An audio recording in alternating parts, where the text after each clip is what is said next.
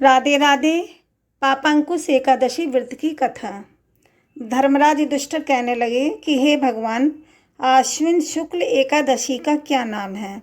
अब आप कृपा करके इसकी विधि तथा फल कहिए। भगवान श्री कृष्ण कहने लगे कि हे युधिष्ठिर, पापों का नाश करने वाली इस एकादशी का नाम पापांकुश एकादशी है। हे राजन, इस दिन मनुष्य को विधि पूर्वक भगवान पद्मनाभ की पूजा करनी चाहिए। यह एकादशी मनुष्य को मनोवांछित फल देकर स्वर्ग को प्राप्त कराने वाली है। मनुष्य को बहुत दिनों तक कठोर तपस्या से जो फल मिलता है, वह फल भगवान गरुड़ ध्वज को नमस्कार करने से प्राप्त हो जाता है। जो मनुष्य अज्ञानवश अनेक पाप करते हैं परंतु हरि को नमस्कार करते हैं, वे नरक में नहीं जाते। विष्णु के नाम के कीर्तन मात्र से संसार के सब तीर्थों के पुण्य का फल मिल जाता है। जो मनुष्य सार्क धनुषधारी भगवान विष्णु की शरण में जाते हैं, उन्हें कभी भी यम यातना भोगनी नहीं पड़ती। जो मनुष्य वैष्णव होकर शिव की ओर शैव होकर विष्णु की निंदा करते हैं, वे अवश्य नरकवासी होते हैं।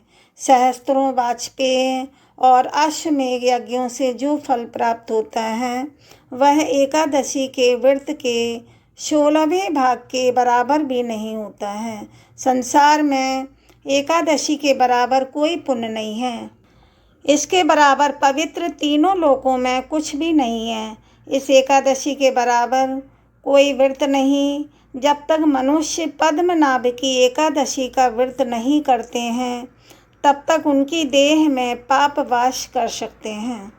यह एकादशी स्वर्ग, मोक्ष, आरोग्यता, सुंदर स्त्री तथा अन्न और धन की देने वाली है।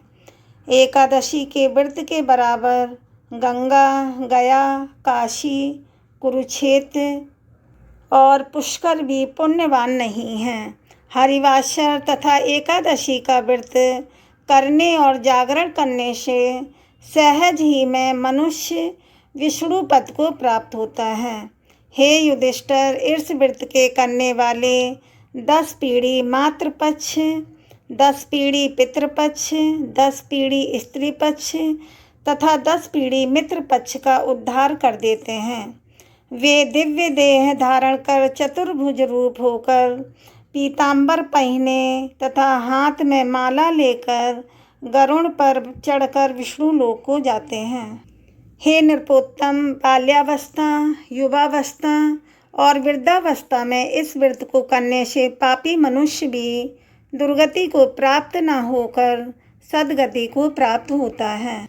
अश्विन मास की शुक्ल पक्ष की इस पापांकुश एकादशी का व्रत जो मनुष्य करते हैं, वे अंत समय में हरि लोक को प्राप्त होते हैं तथा समस्त पापों से मुक्त हो जाते हैं। सोना, तिल, भूमि, गाय, अन्न, जल, छतरी तथा जूती दान करने से मनुष्य यमराज को नहीं देखता है। जो मनुष्य किसी प्रकार के पुण्य कर्म किए बिना जीवन के दिन व्यतीत करता है, वह लोहार की भट्टी की तरह सांस लेता हुआ निर्जीव के समान ही है। निर्धन मनुष्यों को भी अपनी शक्ति के अनुसार दान करना चाहिए तथा धन वालों को सरोवर, बाग, मकान आदि बनवाकर दान करना चाहिए। ऐसे मनुष्यों को यम का द्वार नहीं देखना पड़ता तथा संसार में दीर्घायु होकर धनाढ्य, कुलीन और रोग रहित हो जाते हैं। भगवान श्री कृष्ण ने कहा, हे राजन, जो आपने मुझसे पूछा वह सब मैंने आपको बतलाया।